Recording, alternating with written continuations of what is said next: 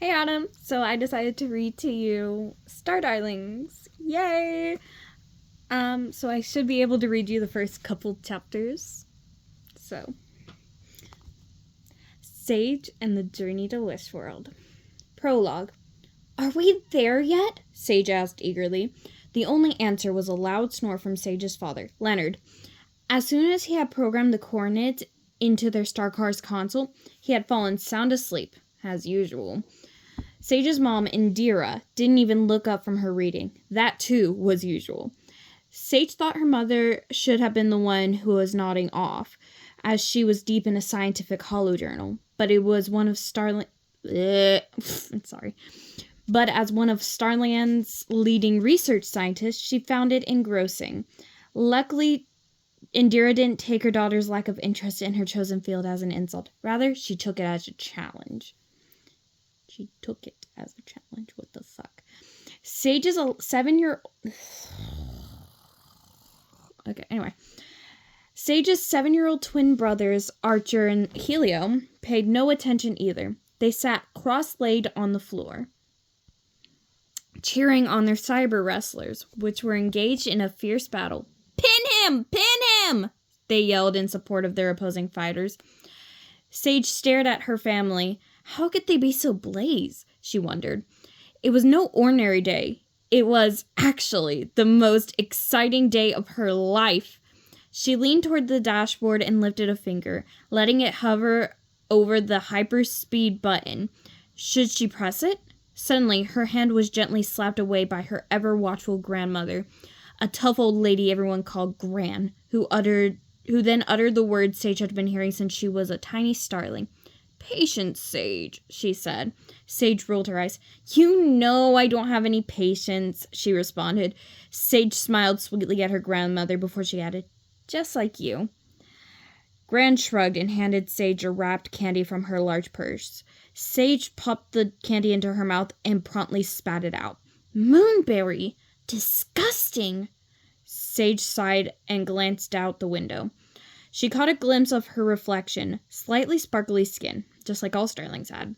Long, thick, glimmering lavender hair hanging in braids that nearly reached her waist. A pointy chin and large twinkling violet eyes that gave her a slightly mischievous look. Cheeks permanently flushed pink, rosebud lips that were usually curved into a playful smile but were drawn into an irritated frown at the moment.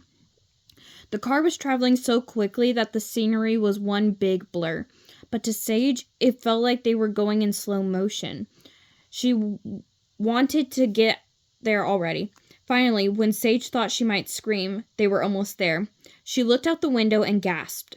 The long, straight road that led to the gates of a brand new boarding school was lined with towering trees. Their spindly branches covered the brilliant lavender blooms.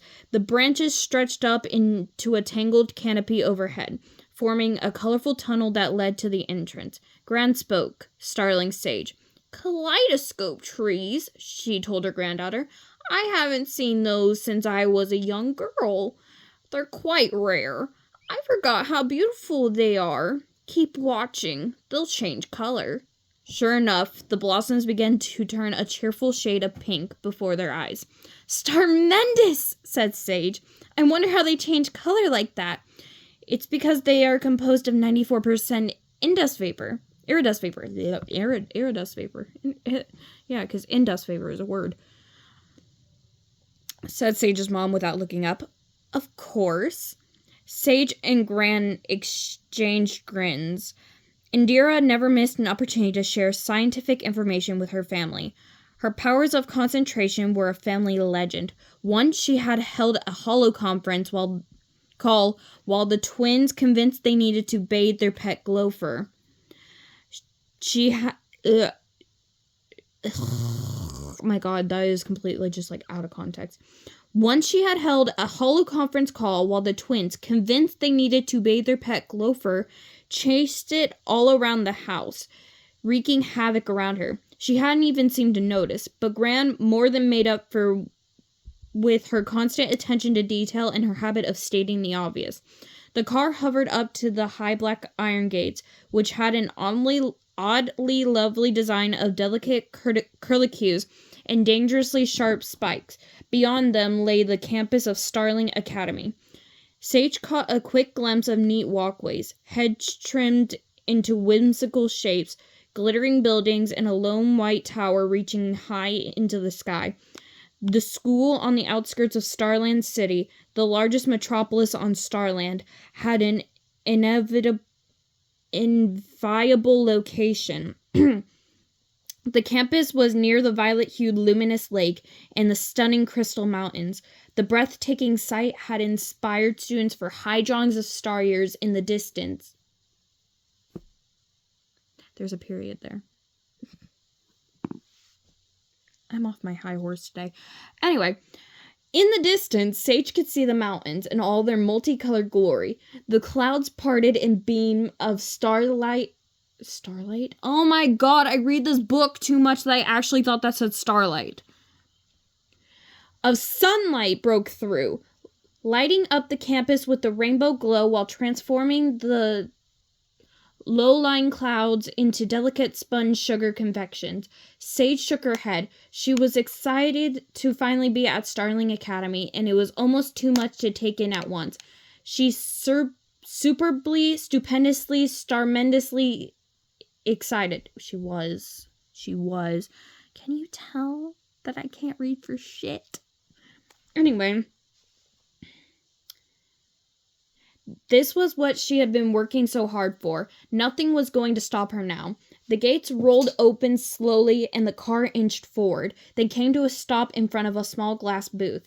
A star car's window lowered, and without a moment's hesitation, Sage reached out and placed her palm on the scanner. It lit up bright blue. Accepted. "Welcome to Starling Academy, Sage," the guard said. It handed her a hollow book. She took it and replied, "Star salutations!" The traditional Starling thank you. She gave the Bot guard a friendly wave, which, as expected, was not returned. Her little brothers broke into peals of laughter at the clipped cybernetic voice. "Welcome to Starling Academy, Sage," they echoed. Gran looked over her shoulder. "It's the student manual," she whispered. "Are you sure?" Sage replied, pointing to the on-screen title. "I thought it was the cafeteria menu." "Fresh," said Gran, mock seriously. Sage loved her grandmother fiercely, but also liked to tease her. Fortunately, Gran liked to give as good as she could take. Sage's mom shut off her holo journal and looked around at everyone, blinking slowly. "Are we here already?" she asked brightly. Sage rolled her eyes. "Yes, Mom," she said. Sage's father startled awake with a loud snort. "What? Who? Where am I?" he sputtered. That sent the boys on another round of giggles. Sage ignored them. She looked around, took a deep breath, and squinched her eyes closed as the car glided through the entrance and the gates rolled shut behind them. She could really picture herself being happy here. "I wish for big, exciting things to happen to me here," she thought. Her wish would come true, and then some. Chapter 1. "Good afternoon, Miss Sage. Are you ready to begin your tour?" Sage spun around. "Up here," the voice said. Sage craned her neck. Hovering in the air over her family members' heads was a medium-sized metallic orb. It flashed in the sunlight, forcing Sage to look away.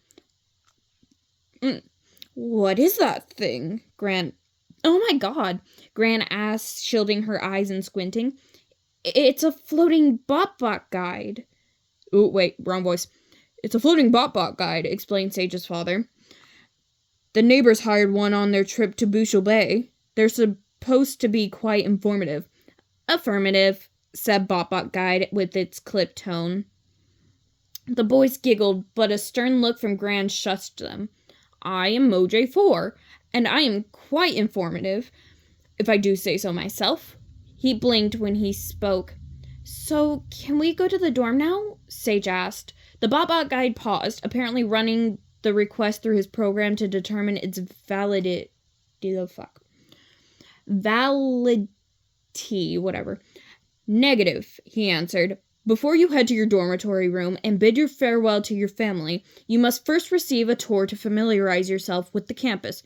"Startastic," said Archer, rolling his eyes. Gran poked him in the shoulder. "Don't be rude, young man," she said. "Sorry, Gran," he said sheepishly.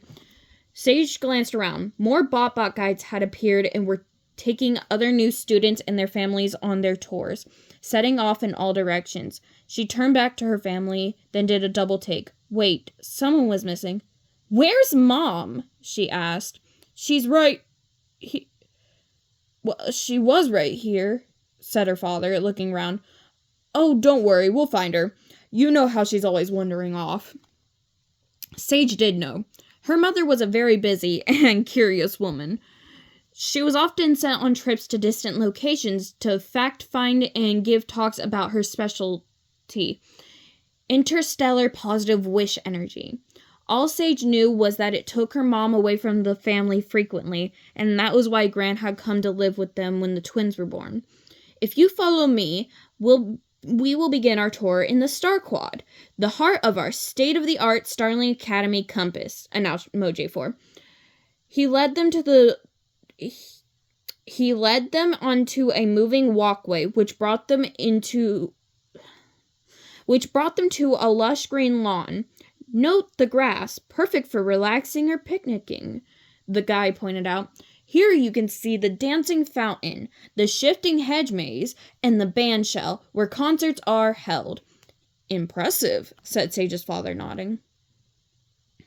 Sage spotted a girl with an off-the-shoulder gold tunic and a halo of golden curls around her face, standing on the bandshell stage. She was singing and practicing some dance moves, apparently putting on her own private concert. Several students were lounging on the edge of the splashing fountain, which was tilted in a mosaic of pleasing shades of blue. "Remember that girl. She will be important for later." "And over here you will find the hedge maze," said Moj4. Sage and her family turned their attention to a tall wall of neatly trimmed greenery with an entrance cut to the side. Her little brother's eyes lit up and they took off toward it, disappearing into the maze without a backward glance. "Boys, we are still on a tour. Come back." "They'll be fine," Moj4 assured her. "The constantly shifting paths of the hedge maze will keep them occupied for quite a while, and there are guides to help visitors find their way if necessary." Moj4 zoomed down to Sage's ear level and said, "Students, however, must discover the secrets of the maze all by themselves." Sorry, I had to put my phone on the charger. "No problem," said Sage in a tone more confident than she felt. She looked around. Where was her mother? It was just like her to disappear when Sage wanted her around. This was a big deal. Having her whole family, even her annoying little brothers, nearby would have been nice. But no, everyone seemed to want to do their own thing, except Gran and Dad, of course. Moj4 took them to the Illumination Library, a circular room crammed from floor to ceiling with thousands of tiny hollow books. Damn. Down the center of the room ran tables glowing with soft light, surrounded by lounge readers with built-in lamps. There was a padded window seat with fluffy pillows in front of each of the large windows. Gran was impressed. You should spend most of your time here when you're not in class," she said to her granddaughter with a nod. Sage tried not to smile as the old woman then checked out a lounge chair, which immediately adjusted her height, weight, and preferenced reading position. Gran was less interested in the Lightning Lounge, which was housed in the same building. Sage, however, was enthralled by what she saw. It was where students went during their downtime to socialize and relax. The lounge's main floor was split between the snack area, which was stocked with every treat and beverage the students could desire, and the sitting area, which was brightly colored and filled with floor pillows, low tables, fireplaces, fluffy rags, soft, sumptuous chairs, and couches grouped perfectly to get together with friends. Downstairs was a party room big enough for dances with other schools, which were held several times a year. Next, they went upstairs to a cozy relaxation to cozy relaxation rooms, which sensed your mood as soon as you walked in and chose appropriate music and changed the lighting accordingly. Press that button on the wall with... fuck. Press that button on the wall to your right, Miss Sage, said Moj4. Sage obliged and then jumped as the ceiling high above their heads began to roll back. A retractable roof for stargazing, said Moj4. All the seats recline fully for optimal viewing comfort. Oh my god. Sage smiled. They really had thought of everything to help students relax and enjoy themselves during their downtime. Moj4 next brought them to the Celestial Cafe, the dining hall where students' meals were served. The view from the wall of windows was hollow card worth. The violet-hued luminous lake and the stunning crystal mountains. Sage stared at the shiny peaks. She had been dying to explore the crystal mountains ever since she had received a crystal for her bright day. Sage's dad shook his head. Look at all this, he said, taking in the warm lighting, the softly playing music, the table set with finery, and the bot waiters at the students' beck and call. When I was in school, we had to bring our own lunch. We must take good care of our students, sir, said Moj4. They need to be well fed so they can concentrate on their studies. They next went to Halo Hall, the largest building on campus where all the classes were held. Connected to the building is a tower with the famous Wishworld... Connected to this building is a tower with the famous Wishworld surveillance deck, accessible only to students, faculty, and graduates, Moj4 explained. Sage got a thrill of excitement as they peered into the neat classroom, comfortable and inviting. Moj4 lingered in the cybernetics lab, a gleaming room filled with cyber building equipment. My home, he explained with a hint of pride in his voice, and then we'll go straight out these doors to the balcony, where you can get a stunning view of the fruit orchards to the north and south, and of course, the incomparable Crystal Mountains and luminous lake to the west. Everyone stepped outside and took in the view. Nodding appreciatively, it was truly breathtaking sight. Lovely. Simply lovely, Gran murmured. Sage's father... Hold on. Oh, son of a bitch. Sage's father put his hand on his daughter's shoulder. I can't believe this is really happening, he said. Our little Sage is about to start Starling Academy. Sage was about to groan. Dad, you're embarrassing me. But she had held it in. Her dad's eyes were shiny, and the last thing she wanted was for him to start crying. Plus, he was right. This was momentous. She just didn't feel like talking about it.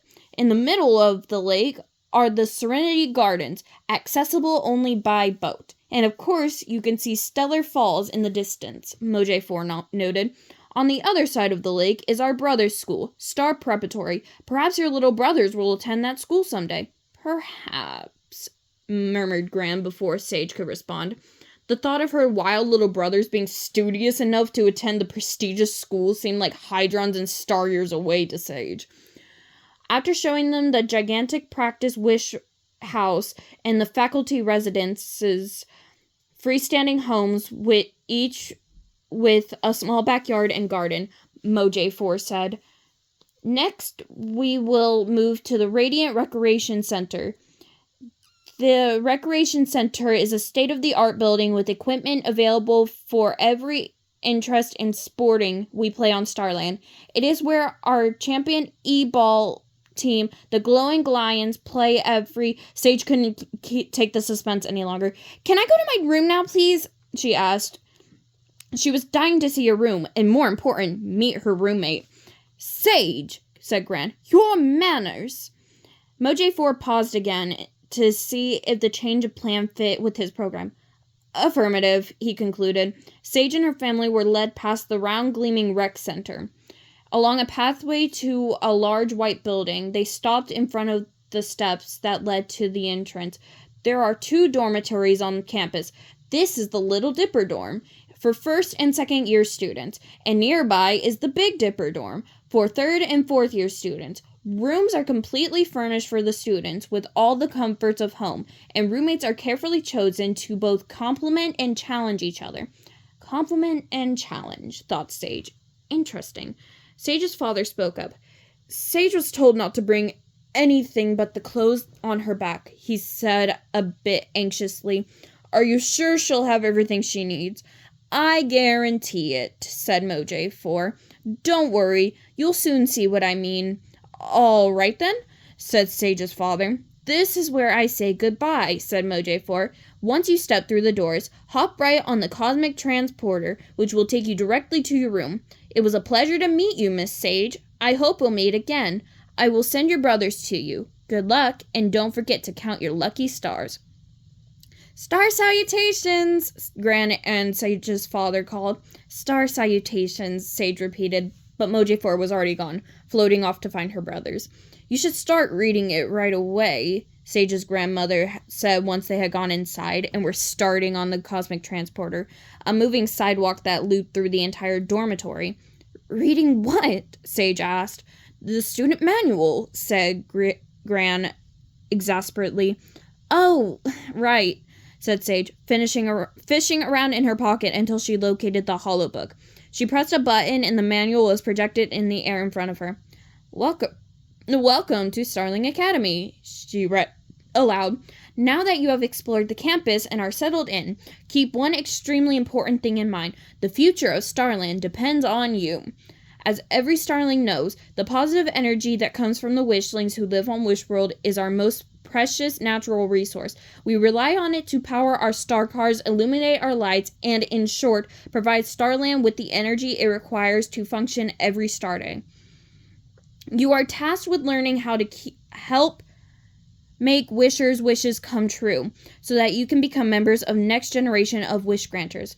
That way, the wishers will keep making these crucial wishes, and life for starlings and wishlings alike will continue as we all know it.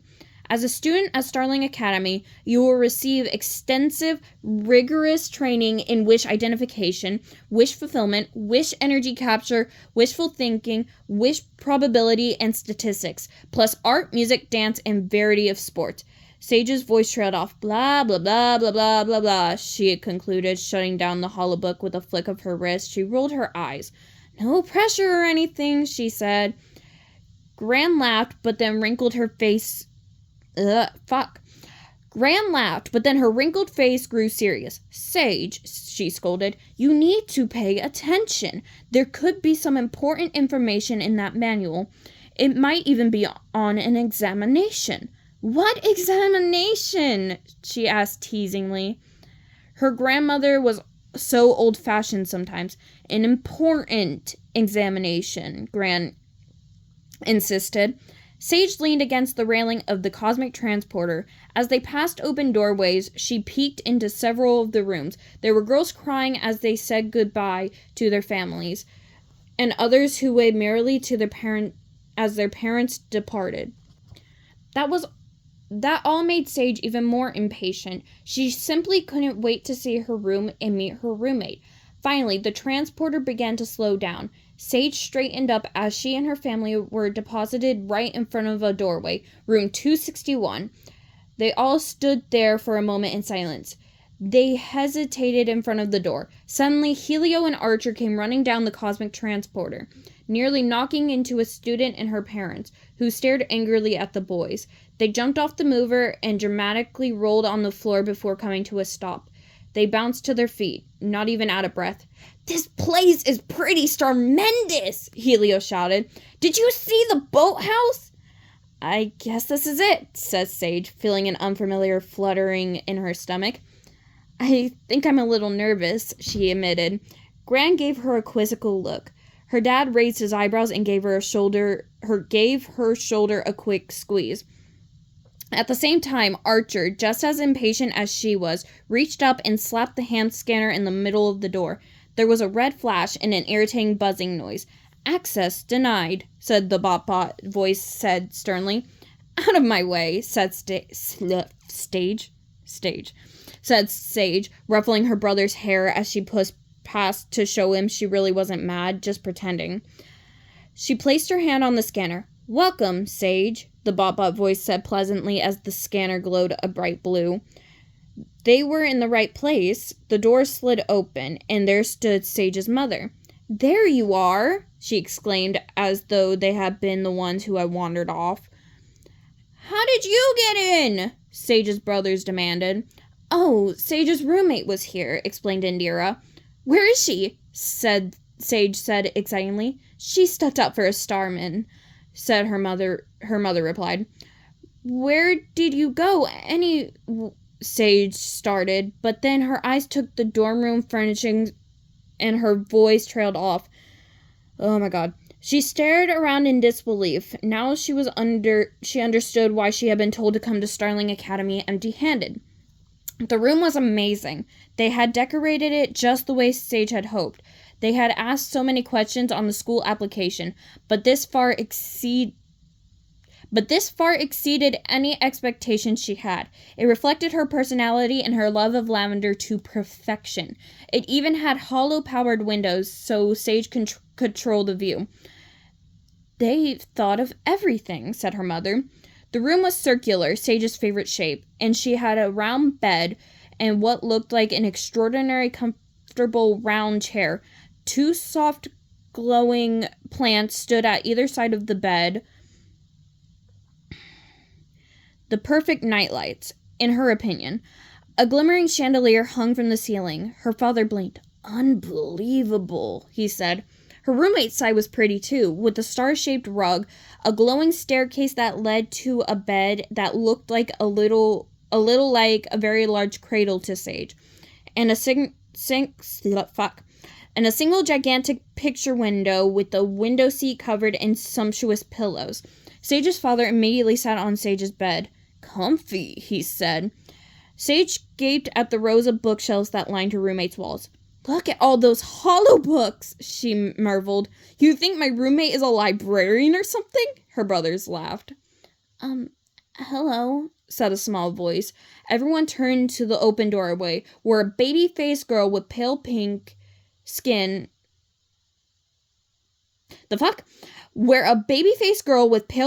big round glasses, and pinkish white hair done in perky little pigtail buns stood. It looked like she was trying to decide whether to step inside or run away. Despite the girl's embarrassment, Sage noticed that the girl's lashes were so thick and dark that they almost looked fake. She was wearing a light, loose shirt with spaghetti straps. Oh, shit. Shorts, swirly leggings, and pale pink ballet slippers, which laced up her leg. She was so small and neat-looking that she made Sage, who was tall and lean, feel like she was all gangly arms and legs. The girl seemed to make a decision, and she walked up to Sage uncertainly. "I'm Cassie," she said softly. Sage gulped and smiled at her roommate. "Sorry," she said. "It's just that you have so many books." Gran elbowed her in the side. "And, I'm sure they're all very interesting," Sage said impulsively. She lunged forward to hug her new roommate. Startled, the girl took a step back. She lost her balance and knocked into a pile of hollow books which sat on a table. The two girls bent down to pick them up at the same time and cracked heads. Sage rubbed her sore head and gulped again. What a way to make a first impressions. Her brothers bursted out laughing. "Startastic, Sage!" Helio cried. Sage glared at them, then turned to her new roommate. "Sorry about that," she said. She had already apologized 2 times in as many Starmans. That had to be some sort of new roommate record. Pleased to meet you. I'm Sage, and this is my family." She made a sweeping gesture. "You already met my mother. The man lying down on my bed is my father, Leonard. This is my grandmother. You can call her Gran. And the 2 little boys who just disappeared under your bed are my twin brothers, Helio and Archer." Cassie looked mildly surprised at that bit of news. She stood up, adjusted her glasses, and gave Sage a tight smile, more like a grimace, actually. "So, no offense at the librarian comment. I was just trying to be funny. Just ignore it. I didn't mean any harm. The room looks great. Very homey. Actually, I love libraries and librarians. I mean, who doesn't? She said, all in a rush. Cassie shrugged. No offense taken. Sage could tell that maybe a tiny bit had been taken. She was certain it was nothing she couldn't fix. After a quick peek under her bed, Cassie began to rummage through her already jumbled drawers. Sage's father got up from her bed and stared out the window, lost in thought. Gran took one look at the slightly rumpled bed and, without warning, stripped off the linens and began remaking it. Gran certainly liked to keep busy. Sage wandered around the room, taking it all in. She stopped at the nearest closet and slid the door open. No! Cassie shouted. She darted across the room, reaching past Sage and slamming the door shut. That's my closet! She spun around, her cheeks flushed. She took a deep breath to collect herself. That's your closet, she said calmly, pointing across the room, puzzled. Everyone stared at her for a moment. Note, thought Sage. Roommate is very private about her clothes. She wouldn't be making that mistake again. Gran fluffed Sage's pillow, then reached over to pick up a small handheld device that was sitting on Sage's desk. What's this? She asked. Got me, said Sage. That's a star zap, Cassie explained. We all get one. We have to keep it with us at all times, because that's how the school corresponds with us. She then gave Sage a quizzical look. It's discussed in great detail in the student manual. Gran hissed at Sage, who shrugged. Can we go home now? Archer whined as he crawled out from under Cassie's bed. Sage's mom gave a brisk nod. Time to go home, she said. Sage's dad turned to Sage slowly. I guess it's time to leave, he said reluctantly. Look what I found, cried Helio, rolling out from underneath Cassie's bed, holding up a small bag of pellets. These look like green globules. Sage gawked. They did remarkably...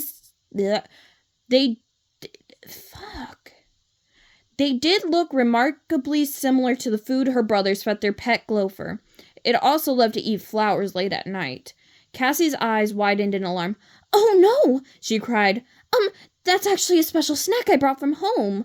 And before anyone's astonished eyes, she selected a pellet and popped it in her mouth. Delicious, she mumbled, but her face told a different story. Well, that was weird, Sage thought. Her family just stared at Cassie. That really did look like a green globule, Archer said, shaking his head. Disgusting. He knew that quite well, Sage remembered, because he had once eaten one himself on a dare from his twin. Well, thanks for everything, Sage said brightly to her family. Bye. She hated long, drawn-out farewells. When Sage had said goodbye to her friends back home, she had made it short and sweet, too.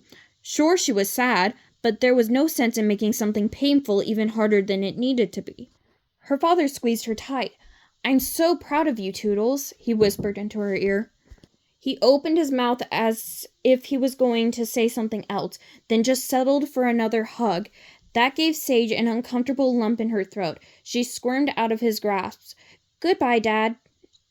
That sounds so robotic. Goodbye, Dad, she said. Gran hated goodbyes too. See you around, kid, she said with a wink. At their father's urging, the twins each gave Sage a hug as well, but each one was so brief that it was as if she had a contagious illness they were afraid of contracting.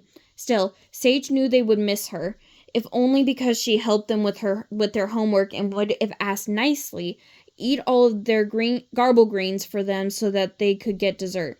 Sage's mom put her hands on Sage's shoulders and gave her a quick, firm embrace. She stepped back and looked deep into Sage's violet eyes. Make me proud, my dear, she said. Then she leaned forward and whispered in her ear, You're startacular, and don't you forget it. Sage snapped back her head to stare at her mother. Thanks, Mom, she stammered. Her mom's compliments were rare, so when she gave one, you knew she meant it. When Sage was younger, she used to be jealous of kids whose mothers smothered them with accolades. You're the brightest star in the galaxy, or you glimmer like a supernova. But as she got older, she grew to appreciate her mother's measured but heartfelt words of praise. Oh, shit. It felt like Sage had earned them. Studies had never been easy for her, and sometimes felt like she was disappointing her mom. Sage had to work hard for every I, which stood for illuminated, the top grade a student could receive. She was awarded. So her mother's words really meant a lot. Indira touched her daughter's cheek, then joined the rest of the family in the hallway. After a moment, Sage slid the door closed behind them. The two girls stared at each other for a moment.